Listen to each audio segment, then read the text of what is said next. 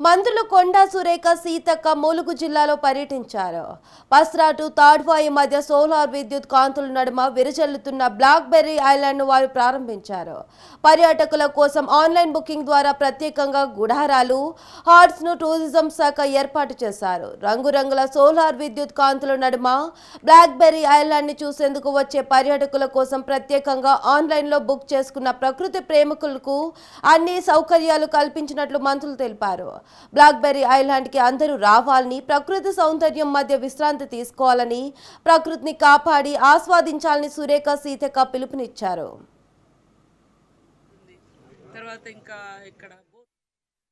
ఉద్యానవనంలోకి వెళ్ళిన దానికంటే కూడా ఒక మంచి వాతావరణం ఉన్నటువంటి బ్లాక్ బెర్రీ అయితే ఫారెస్ట్ డిపార్ట్మెంట్ ద్వారా మరి కలెక్టర్ గారు ప్రత్యేక శ్రద్ధ తీసుకొని చేయించడం జరిగిందో ఇది చాలా ఆహ్లాదకరంగా ఉంది. ఇక్కడికి మన కుటుంబాలతో వచ్చి మంచిగా ఎంజాయ్ చేసేటువంటి స్పాట్ ఇది. కాబట్టి వచ్చి చూడాలని అందరినీ కోరుకుంటూ ఈ విధంగా పర్యావరణాన్ని పరిరక్షిస్తూ మంచి మన చెట్లను కాపాడుకుంటూ, అడవులను కాపాడుకుంటూ, మన ఆరోగ్యాలను కాపాడుకుంటూ అందరం కూడా ముందుకు సాగితే బాగుంటుందని నా యొక్క అభిప్రాయం. ఈ కార్యక్రమానికి ఆహ్వానించినందుకు సీతక్క గారికి ధన్యవాదాలు. ఇది అమెరికా కాదు, అమెజాన్ అడవులు కాదు, ఇంకొకటి కాదు, ఇది మా ములుగు.